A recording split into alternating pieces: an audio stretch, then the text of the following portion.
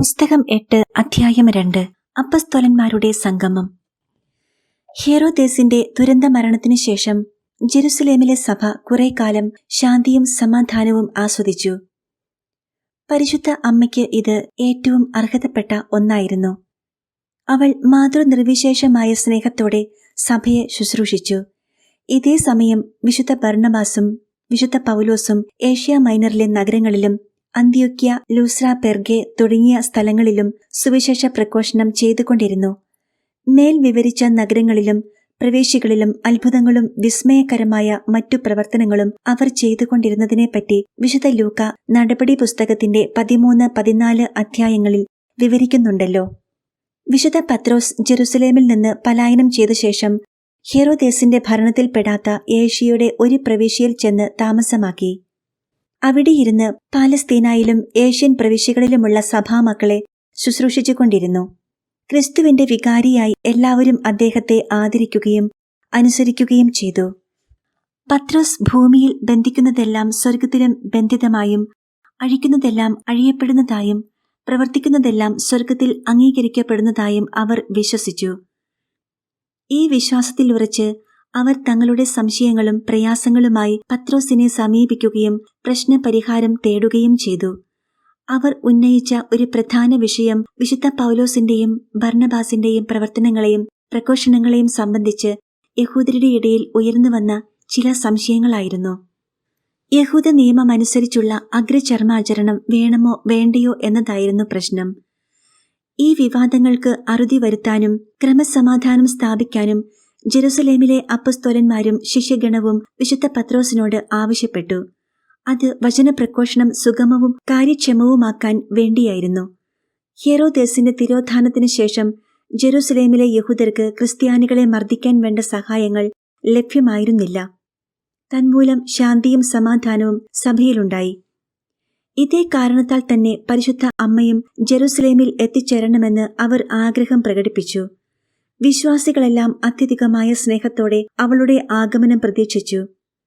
അമ്മയുടെ സഭയിലെ സാന്നിധ്യം വഴി കർത്താവിന്റെ ആശ്വാസം തങ്ങൾക്ക് ലഭിക്കുമെന്നും സഭയ്ക്ക് പൂർവാധികം അഭിവൃദ്ധിയുണ്ടാകുമെന്നും അവർ വിശ്വസിച്ചു. ഇപ്രകാരമുള്ള അഭ്യർത്ഥനകളെ മാനിച്ച് ഉടൻ തന്നെ ജെറുസലേമിലേക്ക് മടങ്ങാൻ പത്രോസ് നിശ്ചയിച്ചു. തിരികെ പുറപ്പെടുന്നതിനു മുൻപ് താഴെ കാണും പ്രകാരമുള്ള ഒരു കത്ത് പത്രോസ് പരിശുദ്ധ രാജ്ഞിക്ക് അയച്ചു. എത്രയും പരിശുദ്ധയായ മറിയത്തിന് വിശുദ്ധ പത്രോസ് എഴുതിയ കത്ത്. നിത്യകന്യകയും ദൈവമാതാവുമായ മറിയത്തിന് യേശുക്രിസ്തുവിന്റെ അപ്പസ്തോലനും നിന്റെ ദാസനും ദൈവദാസന്മാരുടെ ദാസനുമായ പത്രോസ്. ബഹുമാനപ്പെട്ട മാതാവേ, ഇതാ വിശ്വാസി സമൂഹത്തിൽ അവിടുത്തെ പുത്രനായ നമ്മുടെ നിത്യരക്ഷകന്റെ പ്രമാണങ്ങളെ സംബന്ധിച്ച് ചില തർക്കങ്ങൾ ഉടലെടുത്തിരിക്കുന്നു. അവന്റെ പ്രമാണങ്ങൾക്കൊപ്പം തന്നെ മോശയുടെ നിയമങ്ങളും അനുസരിക്കേണ്ടതുണ്ടോ എന്നതാണ് സംശയം. അവർക്ക് നമ്മുടെ നാവിൽ നിന്നും ഇതറിയാൻ ആഗ്രഹമുണ്ട്. നാം നമ്മുടെ കർത്താവിൽ നിന്നും നേരിട്ടറിഞ്ഞ കാര്യങ്ങൾ അവർക്ക് ശ്രവിക്കണം. അപ്രകാരം ഉചിതമായ പ്രശ്നപരിഹാരം ഉണ്ടാകണമെന്ന് അവർ ആഗ്രഹിക്കുന്നു. എന്റെ സഹോദരരായ മറ്റ് അപ്പസ്തോലന്മാരുമായി ആലോചന നടത്താനായി ഞാനിതാ ജെറുസലേമിലേക്ക് പുറപ്പെടുന്നു.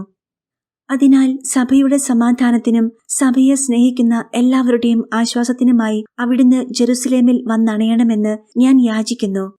ഹെറോദേസിന്റെ മരണത്തിനു ശേഷം യഹൂദർ ശാന്തരായിരിക്കുകയാണ്. വിശ്വാസികൾ ആശ്വാസത്തിലുമാണ്. ഇവിടെയുള്ള അനേകായിരം ക്രിസ്ത്യാനികൾ നിന്റെ സാന്നിധ്യവും അതുവഴി ലഭ്യമാകുന്ന സമാശ്വാസവും തേടുകയാണ്. ഞാൻ ജെറുസലേമിൽ എത്തിയാലുടൻ മറ്റ് നഗരങ്ങളിലേക്കും വിവരം അറിയിക്കുന്നതായിരിക്കും. ശേഷം അവിടുത്തെ സഹായത്തോടെ പരിശുദ്ധ വിശ്വാസത്തിന്റെ താൽപര്യങ്ങൾക്കനുയോജ്യവും വരപ്രസാദത്തിന്റെ മഹത്വത്തിന് ചേരുന്നതുമായ നിലപാടിൽ എത്തിച്ചേരാൻ കഴിയും. യോഹന്നാന്റെ സാന്നിധ്യത്തിൽ മാത്രമാണ് അമ്മ ആ കത്ത് തുറന്നത്. അമ്മയുടെ സ്വർഗീയ ജ്ഞാനമായിരുന്നു ഇതിന് പ്രചോദനം. ദൈവത്തിന്റെ അമ്മയായവൾ കർത്താവിന്റെ വികാരി അയച്ച കത്ത് വായിക്കാൻ തന്റെ സംരക്ഷകനായവന്റെ സാന്നിധ്യം തേടുന്നു. എത്രയോ ഉദാത്തമാണ് അമ്മയുടെ താഴ്മ. ഈ അമ്മയുടെ മാതൃക നമ്മെ വെല്ലുവിളിക്കുന്നു. നമ്മുടെ മേലധികാരികൾക്ക് മുൻപിൽ എളിമപ്പെടാതിരിക്കാനായി എന്തെല്ലാം നാട്യങ്ങളും ഒഴിവു കഴിവുകളും നാം കണ്ടുപിടിക്കാറുണ്ട്. അനുസരണവും വിധേയത്വവും പരിശീലിക്കാത്തവരുടെ മുൻപിൽ മാതാവ് ഒരു അപവാദമാണ്. ചെറിയ കാര്യങ്ങളിലും വലിയ കാര്യങ്ങളിലും ഒരുപോലെ പരിശുദ്ധ അമ്മ വിശുദ്ധിയും വിനയവും പഠിപ്പിക്കുന്ന ഗുരുനാഥയാണ്. വിശുദ്ധ യോഹന്നാൻ പ്രസ്തുത കത്ത് വായിച്ച ശേഷം എന്താണ് ക്രിസ്തുവിന്റെ വികാരിക്ക് സമർപ്പിക്കേണ്ട ഏറ്റവും അനുയോജ്യമായ മറുപടിയെന്ന് അമ്മയോട് ചോദിച്ചു. പരിശുദ്ധ അമ്മ ഇപ്രകാരം മറുപടി പറഞ്ഞു: എന്റെ മകനെ, എന്റെ യജമാനനെ, എന്താണ് ഉചിതമായ കാര്യം? എന്നാൽ അപ്രകാരം ചെയ്യുക. എന്തെന്നാൽ നിന്റെ ദാസിയായി ഞാൻ അത് അനുസരിച്ചു കൊള്ളാം. സുവിശേഷകൻ അപ്പോൾ തങ്ങൾ പത്രോസിന്റെ നിർദ്ദേശമനുസരിച്ച് ഉടൻ തന്നെ ജെറുസലേമിലേക്ക് മടങ്ങുകയാകും നല്ലതെന്ന് മറുപടി നൽകി. സഭ തലവനെ അനുസരിക്കുക എന്നത് ഏറ്റവും ഉചിതവും ഉത്തമവുമായിരിക്കും. പരിശുദ്ധ അമ്മ അപ്പോൾ നമുക്ക് പുറപ്പെടാനുള്ള ഒരുക്കങ്ങൾ ചെയ്യാമെന്ന് മറുപടി പറഞ്ഞു. ആ തീരുമാനമെടുത്ത ഉടൻ വിശുദ്ധ യോഹന്നാൻ പാലസ്തീനായിലേക്ക് പുറപ്പെടാനുള്ള ഒരുക്കങ്ങൾ ചെയ്തു. എത്രയും വേഗം അവർ പുറപ്പെടേണ്ടിയിരുന്നു. ഇതേ സമയം പരിശുദ്ധ മറിയം സുവിശേഷകന്റെ നിർദ്ദേശപ്രകാരം തന്റെ പരിചയത്തിലുള്ള സ്ത്രീകളെയും എഫേസോസിലെ ശിഷ്യഗണത്തെയും വിളിച്ചുകൂട്ടി. അവരോട് യാത്ര പറയാനും തങ്ങളുടെ അഭാവത്തിൽ എന്തു ചെയ്യണമെന്ന് ഉപദേശിക്കാനുമായിരുന്നു ഈ സമ്മേളനം. അവർക്ക് പുറപ്പെടാനുള്ള സമയം വന്നടഞ്ഞു. ഇപ്പോഴവർ എഫേസോസിൽ 2.5 വർഷം പൂർത്തിയാക്കിയിരുന്നു. പുറപ്പെടുന്നതിനു മുൻപായി വിനീതരിൽ വിനീതയായ അമ്മ യോഹന്നാനോട് ആശീർവാദം യാചിച്ചു. അവൾ തന്റെ വാസസ്ഥലം വിട്ടുപോകുമ്പോൾ അവളുടെ അകമ്പടിക്കാരായ 1000 മാലാഖമാർ മനുഷ്യാകാരം പൂണ്ട് പ്രത്യക്ഷരായി. അവർ സൈനികരെ പോലെ യുദ്ധസജ്ജരായി വ്യൂഹങ്ങളായി നിലകൊണ്ടു. ഈ അപ്രത്യക്ഷിതവും ആവശ്യമില്ലാത്തതെന്ന് കരുതാനിടയുള്ളതുമായ പ്രത്യക്ഷം അവളെ ഒരു കാര്യം ഓർമ്മിപ്പിച്ചു. അതായത്, താൻ ഭീകരവ്യാളിയുമായുള്ള യുദ്ധം തുടരേണ്ടതുണ്ട്. അവന്റെ വ്യൂഹങ്ങൾ അനേകായിരം ഭീകരരൂപങ്ങൾ പൂണ്ട് സമരത്തിന് സജ്ജമായിരിക്കുന്നു. ഒരു വലിയ കപ്പലിന്റെ നടുവിൽ 7 തലയുള്ള ഭീകരനായ വ്യാളി അതിന്റെ നേതൃത്വം ഏറ്റെടുത്തു. അവന്റെ സാന്നിധ്യം തന്നെ ഭയജനകമായിരുന്നു. ഇപ്രകാരം അപ്രതിരോധ്യമെന്ന മിഥ്യാധാരണ ജനിപ്പിക്കുന്ന ഭീകര സൈന്യത്തിനെതിരെ പരിശുദ്ധ രാജ്ഞി തന്റെ തീഷ്ണ വിശ്വാസവും ജ്വലിക്കുന്ന സ്നേഹവും കൊണ്ട് പ്രതിരോധമുയർത്തി.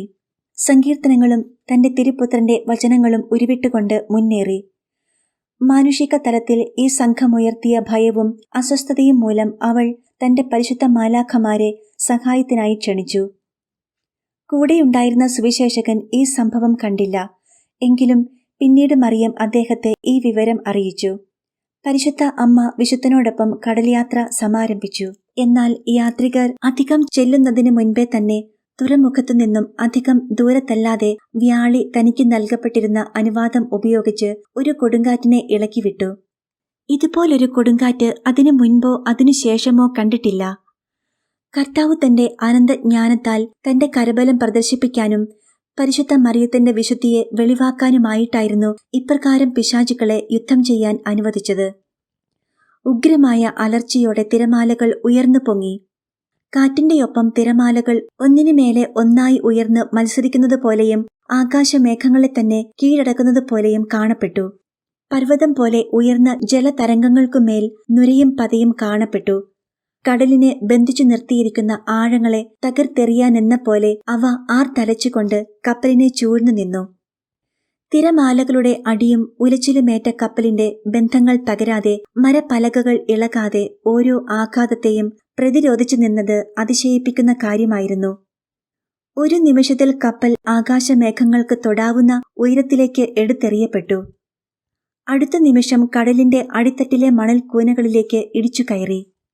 പലപ്പോഴും കപ്പലിന്റെ പായ്കളും പായ്മരവും തിരമാലകളിൽ മൂടപ്പെട്ടു. ചില നിമിഷങ്ങളിൽ അവർണ്ണനീയമായ ഭീകരതയോടെ കപ്പൽ ഉയർത്തപ്പെട്ടപ്പോൾ മാലാഖമാർ കപ്പൽ തങ്ങളുടെ കൈകളിൽ വായുവിൽ സുരക്ഷിതമായി ഉയർത്തിപ്പിടിച്ചു. ഇപ്രകാരമുള്ള അത്ഭുതകരമായ സംരക്ഷണം തങ്ങൾക്കു ലഭ്യമാകുന്നത് നാവികരും യാത്രക്കാരും ശ്രദ്ധിച്ചിരുന്നു. എങ്കിലും അതിന്റെ കാരണം എന്തായിരിക്കുമെന്ന് അവർക്കറിയാൻ കഴിഞ്ഞില്ല. അവരാകട്ടെ മുന്നിൽ കണ്ട ദുരന്തത്താൽ ഭയചകിതരായി തങ്ങളുടെ വിധിയെ പഴിച്ചും നാശത്തെയോർത്ത് വിലപിച്ചും കഴിഞ്ഞു. ഇതേ സമയം പിശാചുക്കൾ അവർക്ക് കൂടുതൽ ദുരിതമെത്തിക്കാനായി മനുഷ്യാകാരം പൂണ്ട് മറ്റു കപ്പലുകളിൽ സഞ്ചരിച്ചിരുന്ന നാവികരുടെ ശബ്ദങ്ങളിൽ അവരെ ഉച്ചത്തിൽ വിളിക്കുകയും തങ്ങളുടെ കപ്പലുകളിൽ അഭയം തേടാൻ പ്രേരിപ്പിക്കുകയും ചെയ്തുകൊണ്ടിരുന്നു. ഒപ്പം സഞ്ചരിച്ചിരുന്ന എല്ലാ കപ്പലുകളും കൊടുങ്കാറ്റിൽ അകപ്പെട്ടെങ്കിലും പരിശുദ്ധ അമ്മ സഞ്ചരിച്ചിരുന്ന കപ്പലാണ് ഏറ്റവും വലിയ അപകടഭീതിയിലായിരുന്നത്. പിശാചുക്കൾ അവരുടെ ക്രോധം മുഴുവൻ തിരിച്ചുവിട്ടത് പരിശുദ്ധ മറിയത്തിന്റെ കപ്പലിന് നേരെയായിരുന്നു. മറ്റു കപ്പലുകൾ താരതമ്യേന സുരക്ഷിതമായിരുന്നു. പിശാചുക്കളുടെ കുടിലതന്ത്രങ്ങളെപ്പറ്റി അവൾ കൃത്യമായി അറിഞ്ഞിരുന്നു. എന്നാൽ നാവികർ അത് അറിഞ്ഞിരുന്നില്ല. അതുമൂലം തങ്ങൾ കേട്ട ശബ്ദങ്ങൾ തങ്ങളുടെ പരിചയക്കാരായ നാവികരുടേത് ആണെന്ന് അവർ കരുതി. തന്മൂലം അവർ തങ്ങളുടെ കപ്പലിനെ രക്ഷിക്കാൻ വേണ്ട ശ്രമങ്ങൾ ചെയ്യുന്നതിനു പകരം നിസ്സംഗരായി കപ്പലിനെ കടലിന്റെ ക്രോധത്തിന് വിട്ടുകൊടുത്തു. മറ്റേതെങ്കിലും കപ്പലിൽ കയറിക്കൂടാം എന്നായിരുന്നു അവർ കരുതിയത്. നാവികർ കപ്പലിലെ തങ്ങളുടെ ജോലികൾ ഉപേക്ഷിച്ച മാത്രയിൽ മാലാഖമാരുടെ സംഘം അവർക്ക് പകരം ദൗത്യങ്ങൾ ഏറ്റെടുക്കുകയും കപ്പലിന്റെ നിയന്ത്രണം വഹിക്കുകയും ചെയ്തു. ഈ വലിയ ബഹളത്തിനും ആകുലതയ്ക്കും നടുവിൽ പരിശുദ്ധ മറിയം ഏറ്റവും ശാന്തയായി തന്റെ മനോഗുണത്തിന്റെയും നിരവധിയായ നന്മകളുടെയും ശക്തിയിൽ സഞ്ചരിച്ചു. അതേസമയം തന്നെ വീരോചിതമായ രീതിയിൽ തന്റെ ജ്ഞാനത്തിന്റെ ശക്തിയാൽ പ്രതിസന്ധിയെ അഭിമുഖീകരിക്കുകയും ചെയ്തു. മുൻപ് എഫേസോസിലേക്ക് ആദ്യം സഞ്ചരിച്ച വേളയിൽ അവൾക്ക് സമാനമായ അപകടങ്ങൾ നേരിട്ട അനുഭവങ്ങൾ ഉണ്ടായിരുന്നു. അവൾ അത് ഓർമ്മിക്കുകയും തന്റെ സഹയാത്രികരുടെ ആകുലതയും പ്രയാസവും ഉൾക്കൊണ്ട് കരുണാർദ്ര ഹൃദയത്തോടെ അവർക്ക് വേണ്ടി പ്രാർത്ഥനകളും യാചനകളും ദൈവത്തിരുമുൻപാകെ സമർപ്പിക്കുകയും ചെയ്തു. പരിശുദ്ധ കന്യക ഗംഭീരഭാവത്തെയും അതിന്റെ അപ്രതിരോധ്യമായ ശക്തിയെയും ബഹുമാനിച്ചു. എന്തെന്നാൽ കടലിന്റെ കോപം ദൈവത്തിന്റെ ക്രോധത്തിന്റെ പ്രതീകമായി അവൾ കരുതി. ഒരു നിർജീവ പ്രതിഭാസത്തിന്റെ ശക്തിയിൽ നിന്നും അവൾ തന്റെ ശ്രദ്ധയെ സ്രഷ്ടാവിന്റെ ക്രോധത്തിലേക്ക് തിരിച്ചുവിട്ടു. മനുഷ്യർ തങ്ങളുടെ അനുസരണക്കേടും പാപവും മൂലം അത്യുന്നതന്റെ ക്രോധം സ്വയം ഏറ്റെടുക്കുന്നതിനെയും ഓർത്തു. ആ ചിന്ത ലോകത്തിന്റെ മാനസാന്തരത്തിനും സഭയുടെ അഭിവൃദ്ധിക്കുമുള്ള തീക്ഷ്ണ പ്രാർത്ഥനയായി രൂപാന്തരപ്പെട്ടു. ഈ നിയോഗത്തിനായി അവൾ തന്റെ കപ്പൽ യാത്രയുടെ കഷ്ടപ്പാടുകളെ സമർപ്പിച്ചു. തന്റെ ആത്മാവിലെ ശാന്തത നിലനിൽക്കുമ്പോഴും അവൾ വളരെയധികം ശാരീരിക കഷ്ടതകൾ സഹിച്ചിരുന്നു. തന്നെയുമല്ല, തന്റെ സാന്നിധ്യം മൂലം പൈശാചിക ശക്തികൾ തന്റെ സഹയാത്രികരെയും ഇപ്രകാരം പീഡിപ്പിക്കുന്നല്ലോ എന്ന ചിന്തയും അവൾക്ക് വലിയ സങ്കടം സമ്മാനിച്ചു. ഈ സങ്കടത്തിന്റെ വലിയ ഒരളവ് വിശുദ്ധ യോഹന്നാൻ ആണ് ഏറ്റെടുത്തത്. അതോടൊപ്പം തന്നെ അദ്ദേഹത്തിന് വ്യക്തിപരമായ കഷ്ടപ്പാടും ഉണ്ടായി. അദ്ദേഹവും വളരെയധികം വലഞ്ഞു. പരിശുദ്ധ അമ്മയുടെ മനോവ്യാപാരങ്ങൾ എന്തെന്നറിയാൻ അവനു കഴിഞ്ഞില്ല. ഏതാനും തവണ അയാൾ അവളെയും തന്നെയും ആശ്വസിപ്പിക്കാൻ ശ്രമം നടത്തി. അവളെ ആശ്വസിപ്പിക്കുന്നത് തനിക്കും സ്വസ്ഥത നൽകുന്നുവെന്ന് യോഹന്നാൻ അറിഞ്ഞു. സാധാരണയായി എഫേസോസിൽ നിന്ന് പാലസ്തീനയിലേക്കുള്ള കടൽ സഞ്ചാരം 6 ദിവസമായിരുന്നു. എന്നാൽ ഈ യാത്ര 15 ദിവസമെടുത്തു. അതിൽ 14 ദിവസവും കൊടുങ്കാറ്റിലായിരുന്നു താനും. തുടരെയുള്ള കഷ്ടപ്പാടുകൾ അസഹ്യമായപ്പോൾ വിശുദ്ധ യോഹന്നാൻ സംയമനം നഷ്ടപ്പെട്ട അവസ്ഥയിലായി. അയാൾ ചോദിച്ചു, "എന്റെ അമ്മേ, എന്താണിത്? നാം കടലിൽ വീണ് നശിക്കണമോ? നിന്റെ പുത്രനോട് അപേക്ഷിക്കുക. വത്സല പിതാവിന്റെ ദൃഷ്ടികൾ നമ്മുടെ മേൽ അയക്കാനും ഈ പ്രതിസന്ധിയിൽ നമ്മെ സംരക്ഷിക്കാനും യാചിക്കൂ." പരിശുദ്ധ അമ്മ ഇപ്രകാരം മറുപടി നൽകി, "എന്റെ മകനെ, നീ അസ്വസ്ഥനാകേണ്ട.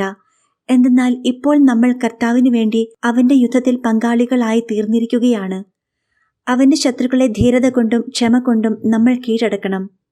നമ്മോടൊപ്പം ഉള്ളവരാരും നശിച്ചു പോകരുതെന്ന് ഞാൻ അപേക്ഷിക്കും. അവൻ ഉറങ്ങുകയില്ല. ഇസ്രായേലിന്റെ കാവൽക്കാരൻ നമുക്ക് കാവലായുണ്ട്. അവന്റെ സേവകവൃന്ദത്തിലെ ശക്തരായവർ നമ്മെ സംരക്ഷിച്ചുകൊള്ളും. അവർ നമുക്ക് സഹായികളായുണ്ട്. നമുക്കായി സ്വയം കുരിശിൽ സമർപ്പിച്ചവനു വേണ്ടി നമ്മളും സഹനമേറ്റെടുക്കണം." ഈ വാക്കുകൾ ശ്രവിച്ച വിശുദ്ധ യോഹന്നാൻ തന്റെ ധൈര്യം വീണ്ടെടുത്തു. ലൂസിഫറും കിങ്കരന്മാരും കൂടുതൽ ശൗര്യത്തോടെ പരിശുദ്ധ രാജ്ഞിക്ക് നേരെ പുതിയ ആക്രമണം അഴിച്ചുവിട്ടു. അവർ അവളോട്, "നീ കടലിൽ ഒടുങ്ങുമെന്നും ജീവനോടെ രക്ഷപ്പെടില്ല എന്നും നിരന്തരം ഓതിക്കൊണ്ടിരുന്നു." എന്നാൽ മാതാവിനെ സംബന്ധിച്ചാകട്ടെ ഈ ഭീഷണികളും മറ്റു സമാനമായ ഭീകരതകളുമെല്ലാം മുനയൊടിഞ്ഞ അസ്ത്രങ്ങൾ മാത്രമായിരുന്നു. അവൾ അവയെ അവജ്ഞയോടെ തള്ളിക്കളഞ്ഞു. അവൾ അവരുടെ വാക്കുകൾക്ക് ചെവി കൊടുക്കുകയോ ഒരു വാക്കുപോലും ഉരിയാടുകയോ ചെയ്തില്ല. അവളുടെ പുണ്യങ്ങളുടെ വൈവിധ്യങ്ങളിൽ സൂര്യശോഭയണിഞ്ഞ ആ മുഖത്തേക്ക് നോക്കാൻ പോലും പിശാചുക്കൾക്ക് കഴിയുമായിരുന്നില്ല. ഈ ശോഭയെ വെല്ലാൻ കഠിന പരിശ്രമം ചെയ്യുമ്പോഴും അവർ കൂടുതൽ പരാജിതരാകുകയാണുണ്ടായത്. ദുർബലരായിത്തീർന്ന പിശാചുക്കൾ തങ്ങൾക്കു നേരെ തൊടുക്കപ്പെട്ട പുണ്യങ്ങളുടെ മാരകശക്തിയാൽ വ്യഥിതരായി. കർത്താവ് തന്റെ മാതാവിനെ ഇപ്രകാരമാണ് അണിയിച്ചൊരുക്കിയത്. വിശുദ്ധ പൗലോസും വിശുദ്ധ ബർണബാസും ജെറുസലേമിൽ മടങ്ങിയെത്തിയപ്പോൾ പരിശുദ്ധ അമ്മയുടെ വരവിനെപ്പറ്റി അറിഞ്ഞിരുന്നു. അമ്മയെ കാണാനുള്ള തീവ്രാഭിലാഷത്താൽ അവർ രണ്ടുപേരും അവളുടെ സന്നിധിയിൽ ഓടിയണഞ്ഞു. കണ്ട മാത്രയിൽ അവളുടെ കാൽച്ചുവട്ടിൽ പ്രണാമമർപ്പിച്ച് സന്തോഷാശ്രുക്കൾ പൊഴിച്ചു. പരിശുദ്ധ അമ്മയ്ക്ക് അപ്പോഴുണ്ടായ സന്തോഷം ഒട്ടും കുറവായിരുന്നില്ല. വിശ്വാസം പ്രഘോഷിക്കുന്നതിൽ ഈ രണ്ടുപേരും പ്രദർശിപ്പിച്ച തീഷ്ണത മാത്രമല്ല, അവർ കർത്താവിന്റെ നാമം ലോകമെങ്ങും അറിയിക്കുന്നതിൽ കാണിച്ച ത്യാഗവും ഏറ്റെടുത്ത നൊമ്പരങ്ങളും അമ്മയുടെ ഉള്ളിൽ അവരോട് അതീവ സ്നേഹം ഉണർത്തിയിരുന്നു. ഏറ്റവും വിനീതയായ അമ്മയുടെ ആഗ്രഹം അവർ ആദ്യം വിശുദ്ധ പത്രോസിന്റെ പക്കൽ അണയുകയും അതിനുശേഷം ശ്ലീഹന്മാരെയും ഏറ്റവും ഒടുവിൽ മാത്രം തന്നെ കാണുകയും ചെയ്താൽ മതി എന്നായിരുന്നു. എന്നാൽ അവരാകട്ടെ തങ്ങൾ പ്രകടിപ്പിക്കേണ്ട സ്നേഹാദരവുകൾ മറിച്ചുള്ള ക്രമത്തിലാണ് ചെയ്യേണ്ടതെന്ന് കരുതി. മറ്റെല്ലാവർക്കും ഉപരിയായി ആദരിക്കപ്പെടേണ്ടത് ദൈവമാതാവാണ്. എന്തുകൊണ്ടെന്നാൽ അവൾ എല്ലാ സൃഷ്ടികൾക്കും നായികയും മനുഷ്യരുടെ സന്തോഷത്തിന്റെ മുഖ്യ കാരണവുമാണല്ലോ. പരിശുദ്ധ അമ്മ അവരുടെ വണക്കം സ്വീകരിച്ച് അവരുടെ മുൻപിൽ സാഷ്ടാംഗം പ്രണമിക്കുകയും വിശുദ്ധ പൗലോസിനോടും വിശുദ്ധ ബർന്നബാസിനോടും ആശീർവാദം അഭ്യർത്ഥിക്കുകയും ചെയ്തു. അവൾ അവരുടെ കരങ്ങൾ ചുംബിച്ചു. ആ നിമിഷത്തിൽ വിശുദ്ധ പൗലോസിന് അഭൗമമായ ഒരനുഭൂതിയിൽ ദർശനം ലഭിച്ചു. ഈ ദർശനത്തിൽ പൗലോസ് പരിശുദ്ധ മറിയമാകുന്ന ദൈവത്തിന്റെ വിശുദ്ധ നഗരിയെ കണ്ടു. അവൾ ഉൾക്കൊള്ളുന്ന മഹാദിവ്യ രഹസ്യങ്ങളെ, അവയുടെ അനന്ത ലാവണ്യത്തെ, അവൾ ധരിച്ചിരിക്കുന്ന ദൈവികതയെ എല്ലാം പൗലോസിന് വെളിപ്പാടായി നൽകപ്പെട്ടു. സഭയുടെ ശിരസെന്ന അന്തസ്സിനടുത്ത പ്രകാരം വിശുദ്ധ പത്രോസ് ജെറുസലേമിലെങ്ങുമുള്ള അപ്പസ്തോലന്മാരെയും ശിഷ്യരെയും പരിശുദ്ധ മറിയത്തിന്റെ സാന്നിധ്യത്തിൽ ഒത്തുചേരാനായി വിളിച്ചുകൂട്ടി. പരിശുദ്ധ മറിയത്തിന്റെ അഗാധമായ എളിമ നിമിത്തം ഈ സൂനകദോസിൽ നിന്നും മാറി നിന്നാലോ എന്ന ഭയം അദ്ദേഹത്തിനുണ്ടായിരുന്നു. അത് ഒഴിവാക്കാനായി ക്രിസ്തുവിന്റെ വികാരി എന്ന തന്റെ സ്ഥാനം അദ്ദേഹം ഉപയോഗപ്പെടുത്തി അവളുടെ സാന്നിധ്യം ഉറപ്പാക്കി. അവരെല്ലാവരും ഒരുമിച്ച് കൂടിയപ്പോൾ പത്രോസ് എഴുന്നേറ്റ് ഇപ്രകാരം പറഞ്ഞു: എന്റെ സഹോദരരെ, നമ്മുടെ രക്ഷകന്റെ മക്കളെ, നമ്മുടെ ഏറ്റവും പ്രിയപ്പെട്ട സഹോദരരായ പൗലോസും ബർന്നബാസും നമ്മുടെ ശ്രദ്ധയിലെത്തിച്ചിട്ടുള്ള ചില പ്രശ്നങ്ങൾ പരിഹരിക്കുന്നതിനു വേണ്ടിയാണ് നാം ഇവിടെ ഒരുമിച്ച് കൂടിയിരിക്കുന്നത്. ഇത് നമ്മുടെ വിശ്വാസത്തിന്റെ പരിപോഷണത്തെ ഗൗരവമായി ബാധിക്കുന്ന കാര്യമാകുന്നു. ഇതിനു നാം ആദ്യം ചെയ്യേണ്ട കാര്യം കീഴ്വഴക്കമനുസരിച്ച് പരിശുദ്ധാരൂപിയുടെ സഹായം തേടുന്നതിനായി 10 ദിവസം നാം പ്രാർത്ഥനയിലായിരിക്കണം. അതിൽ 1-ാം ദിവസവും 12-ാം ദിവസവും നാം പരിശുദ്ധ കുർബാനയുടെ ആഘോഷം നടത്തുന്നതാണ്. അതുവഴി നാം നമ്മുടെ ഹൃദയങ്ങളെ ദൈവത്തിന്റെ പ്രകാശത്തെ സ്വീകരിക്കുന്നതിനായി തുറന്നു വയ്ക്കുന്നു. അവിടെ കൂടിയ എല്ലാവരും ഈ സംവിധാനത്തെ ഹൃദയപൂർവ്വം അംഗീകരിച്ചു. പിറ്റേ ദിവസം കുർബാനയെ അർപ്പിക്കുന്നതിനായി പരിശുദ്ധ രാജ്ഞി സിഹിയോൻ ശാല നന്നായി ഒരുക്കി. മുറി വൃത്തിയാക്കാനും പരിശുദ്ധ കുർബാനയുടെ സ്വീകരണത്തിനു വേണ്ട സജ്ജീകരണങ്ങൾ ചെയ്യാനും അവൾ തന്നെ നേരിട്ട് വേണ്ടതെല്ലാം ചെയ്തു. താനും അപ്പസ്തോലന്മാരും ശിഷ്യരും ഈ കർമ്മങ്ങളിൽ പങ്കാളികളാകേണ്ടതാണെന്ന തീരുമാനത്തോടെയാണ് എല്ലാ കാര്യങ്ങളും ചെയ്തത്. മറ്റവസരങ്ങളിൽ വിശുദ്ധ പത്രോസ് മാത്രമായിരുന്നു മുമ്പ് വിവരിച്ച മുറകളെല്ലാം അനുസരിച്ച് ബലിയർപ്പണം നടത്തിയിരുന്നത്. മറ്റ് അപ്പസ്തോലന്മാരെല്ലാം വിശുദ്ധ പത്രോസിന്റെ കരങ്ങളിൽ നിന്ന് പരിശുദ്ധ കുർബാന സ്വീകരിച്ചു. ഏറ്റവും ഒടുവിലാണ് പരിശുദ്ധ മറിയം സ്വീകരിച്ചത്. ആ ബലിയർപ്പണ വേളയിൽ അനേകം മാലാഖമാർ ബലിപീഠത്തിനു ചുറ്റും ഇറങ്ങിവന്ന് നിലകൊണ്ടു. അവിടെ സന്നിഹിതരായിരിക്കുന്നവരെല്ലാം അത് ദർശിച്ചു. കുർബാനയുടെ കൂദാശ കർമ്മ സമയത്ത് ഊട്ടുശാലയിലെങ്ങും അഭൗമമായ ഒരു പ്രകാശം നിറയുകയും അവിടെങ്ങും സ്വർഗീയമായ സൗരഭ്യം പരക്കുകയും ചെയ്തു. ഇതുവഴി അവിടെ കൂടിയ ആത്മാക്കളുടെ ഉള്ളിൽ കർത്താവ് അത്ഭുതകരമായ പരിവർത്തനം ഉളവാക്കി. കുർബാനയുടെ ആഘോഷത്തെ തുടർന്ന് അവർ ഒരു തീരുമാനമെടുത്തു. എല്ലാ ദിവസവും നിശ്ചിത മണിക്കൂറുകളിൽ അവർ ഒന്നായി പ്രാർത്ഥനയിൽ മുഴുകണം. കഴിവുള്ളിടത്തോളം ആത്മാക്കൾക്കും ശുശ്രൂഷ നൽകുന്നതിൽ നിന്നും ഒഴിവാകാതെ ഇത് നിർവഹിക്കാനാണ് നിശ്ചയിച്ചത്. പരിശുദ്ധ രാജ്ഞിയാകട്ടെ ഉടൻ തന്നെ ഏകയായി ഒരു അറയിൽ പ്രവേശിച്ച് ആരോടും സംസാരിക്കാതെയും ചലനമില്ലാതെയും ആ 10 ദിവസങ്ങളിൽ അഗാധമായ ധ്യാനത്തിൽ മുഴുകി ചെലവഴിച്ചു. ആ ദിവസങ്ങളിൽ അവൾ ആഴമായ ദൈവിക രഹസ്യങ്ങൾ അനുഭവിച്ചു. ഇതു കണ്ട് സ്വർഗീയ മാലാഖമാർ വിസ്മയം പൂകി. ഈ അനുഭവത്തെ സംബന്ധിച്ച് വെളിപ്പെട്ടിട്ടുള്ള കാര്യങ്ങൾ വിവരിക്കാൻ എനിക്കു കഴിവില്ല. ഒരു ചെറിയ കാര്യം മാത്രം ഞാൻ വിവരിക്കാം. എല്ലാ രഹസ്യങ്ങളും ആവിഷ്കരിക്കുക അസാധ്യമാണ്.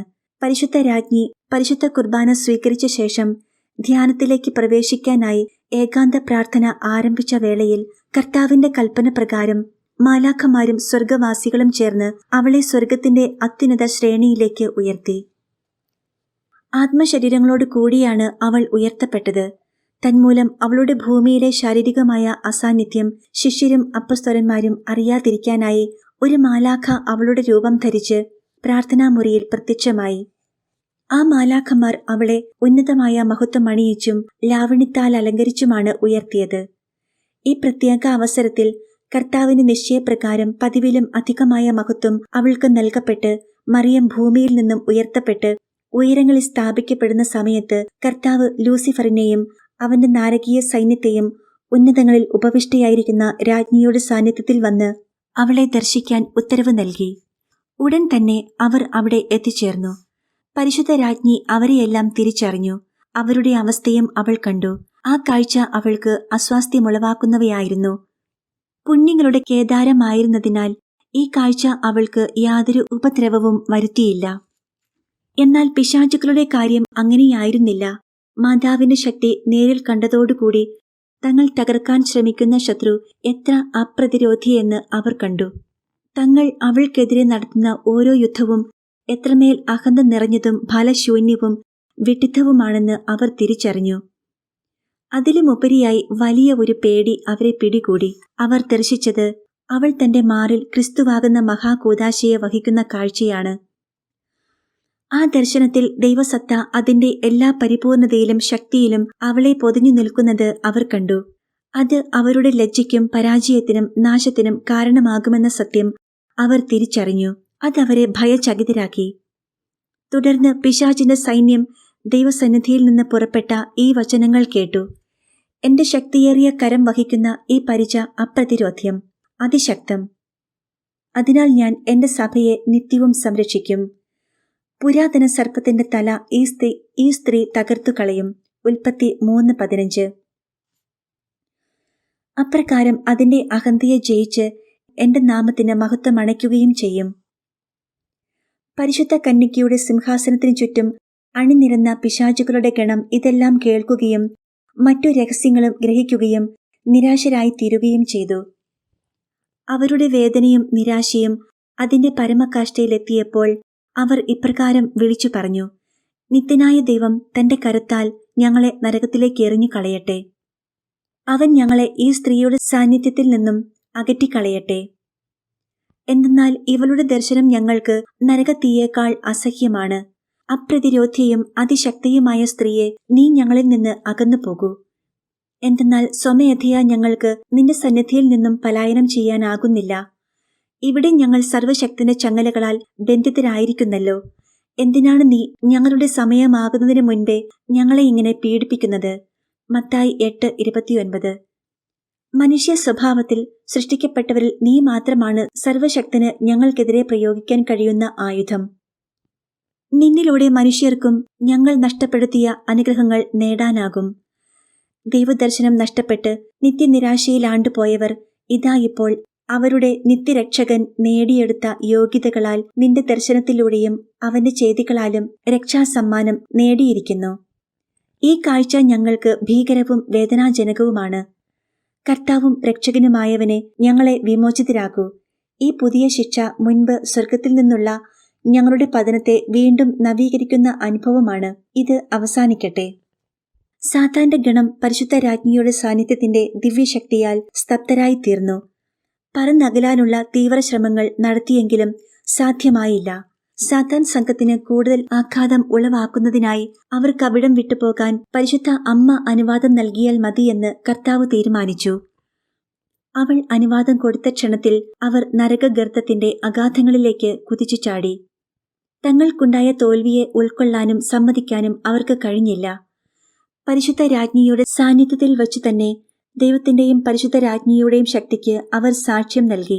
ഈ വിജയം നൽകിക്കൊണ്ട് പരിശുദ്ധ അമ്മ സ്വർഗത്തിന്റെ പരമോന്നതങ്ങളിലേക്ക് ഉയർന്നു.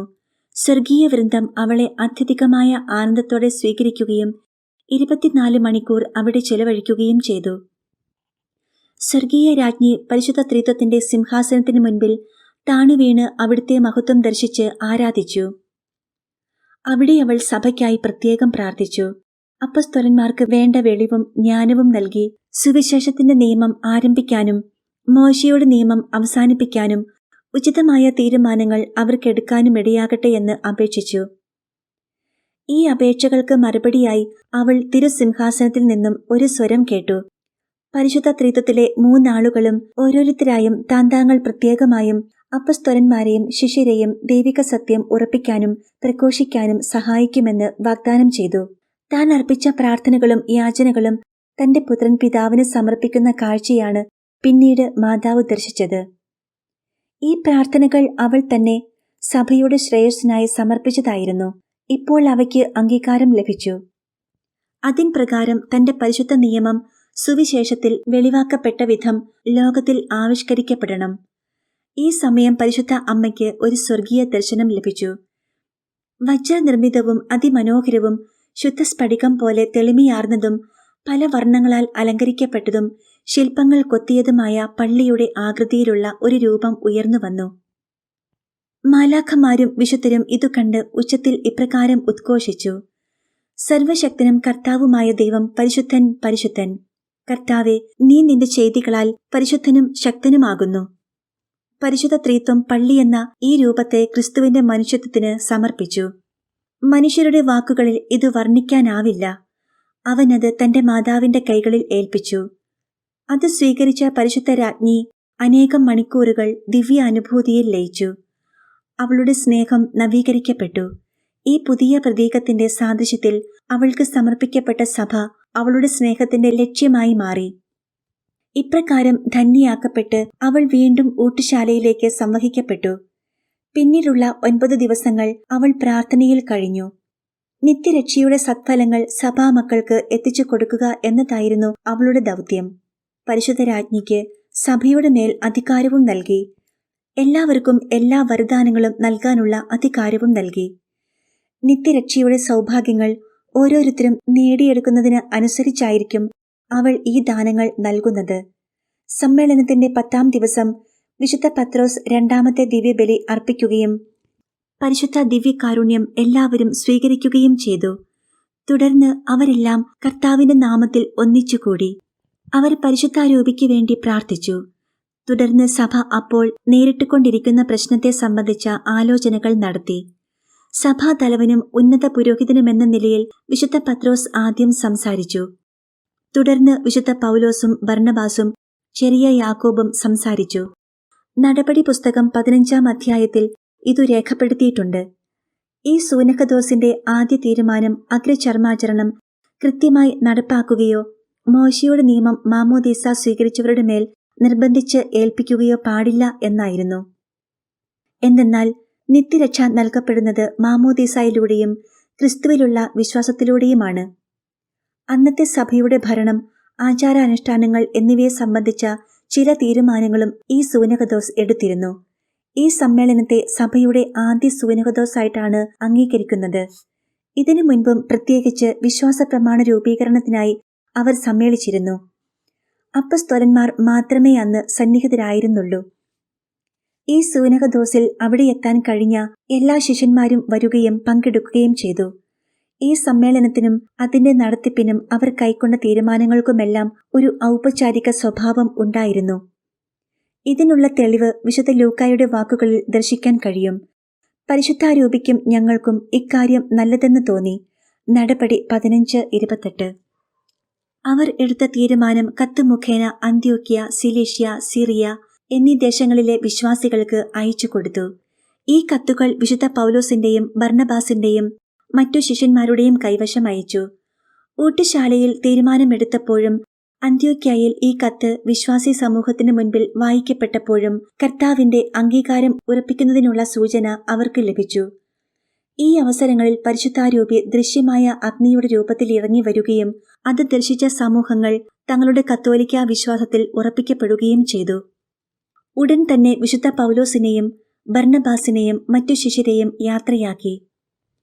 അവരുടെ ആശ്വാസത്തിനും ധൈര്യത്തിനുമായി കർത്താവിന്റെ പീഡാസഹനത്തിനു ശേഷം തന്റെ കയ്യിൽ അവശേഷിച്ചിരുന്ന അവന്റെ വസ്ത്രത്തിന്റെ അംശങ്ങൾ തിരുശേഷിപ്പുകളായി സൂക്ഷിക്കാൻ അവർക്ക് നൽകി.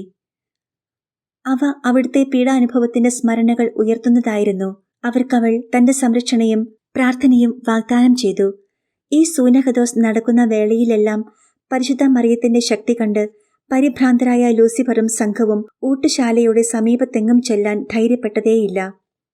എന്നാൽ അവൻ ദൂരെ മാറി അലഞ്ഞുകൊണ്ടിരുന്നു. സമ്മേളനത്തിൽ പങ്കെടുത്തവരെ ഒരു തരത്തിലും ഉപദ്രവിക്കാൻ അവന് സാധിച്ചില്ല. എത്ര സന്തോഷകരമായ ഒരു യുഗം, എത്ര ഭാഗ്യം നിറഞ്ഞ സമൂഹം. സ്വർഗീയ രാജ്ഞിയുടെ വചസ്സുകൾ. എന്റെ മകളെ ശ്രദ്ധിക്കുക. എന്റെ അപ്രതിരോധ്യമായ ധീരതയാൽ പിശാചുകളെ തോൽപ്പിച്ചത് നീ സ്മരിക്കുക.